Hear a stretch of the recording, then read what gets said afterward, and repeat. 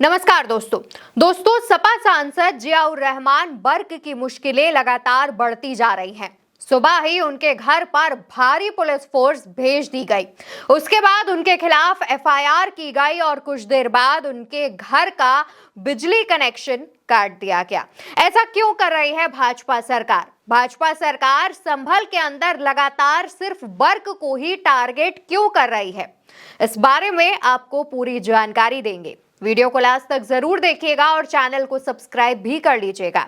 दरअसल दोस्तों, जियाउर रहमान बर्क के घर पर बिजली मीटर में कुछ तकनीकी समस्या की शिकायत सामने आई। कहा गया कि उनके बिजली मीटर में जो बिजली का बिल है वो आ ही नहीं रहा है। इसके बाद तमाम तरीके की कार्रवाई हुई, पुलिस फोर्स पहुंचा, नए स्मार्ट मीटर लगाए गए, लेकिन उसके बावजूद जब पुलिस वालों को या फिर प्रशासन को कुछ नहीं समझ आया तो अब सपा सांसद पर एफआईआर कर दी गई है।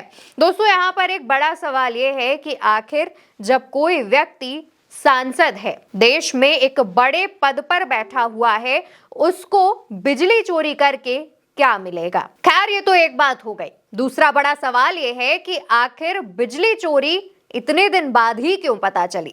आखिर अचानक से संभल में हिंसा होने के बाद ही क्यों प्रशासन को ये लगा कि अब चलकर संभल के अंदर बिजली चोरी पकड़नी चाहिए? अभी तक प्रशासन क्या कर रहा था? अभी तक प्रशासन को क्यों इस बात की जानकारी नहीं हो पाई? ये तमाम सवाल हैं जिनका जवाब प्रशासन तो नहीं दे रहा है, लेकिन हम आपको इसका जवाब विस्तार से बताते हैं।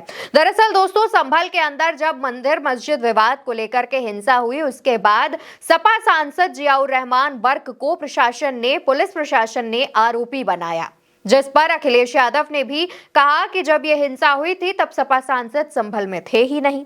अब इसके बाद प्रशासन क्या करता?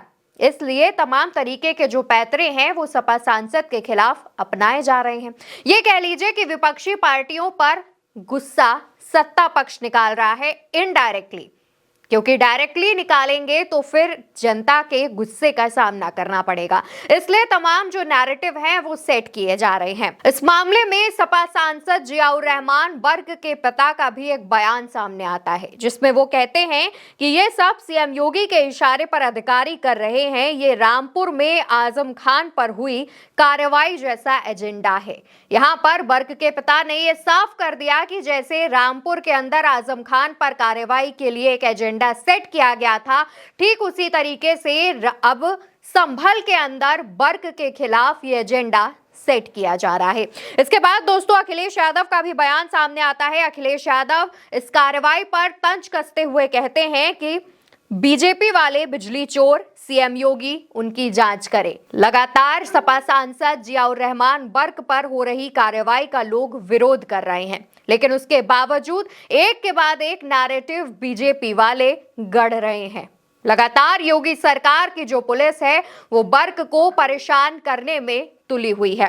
इसके अलावा दोस्तों, आपको ये भी बताते चले कि जब उनके यानी कि सपा सांसद के घर पर जो बिजली मीटर की शिकायतें सामने आई थी और इस पर इतना नया बखेड़ा जो खड़ा हुआ था, उस पर भी ये साफ बताया गया था कि उनके घर पर 10 किलोवाट का सोलर पैनल लगा हुआ है, जिससे उनको इलेक्ट्रिसिटी सप्लाई मिलती है। लेकिन उस मामले का या फिर इस सोलर पैनल का पुलिस प्रशासन जिक्र नहीं कर रही है, इसको दबाना चाहती है, जिससे साफ तौर पर सपा सांसद की ही बुराई सामने आए, सपा सांसद की ही गलती सामने आए। फिलहाल इस बिजली वाले मामले पर एफआईआर दर्ज कर ली गई है। ना सिर्फ सपा सांसद बल्कि उनके पिता पर भी एफआईआर दर्ज की है प्रशासन ने।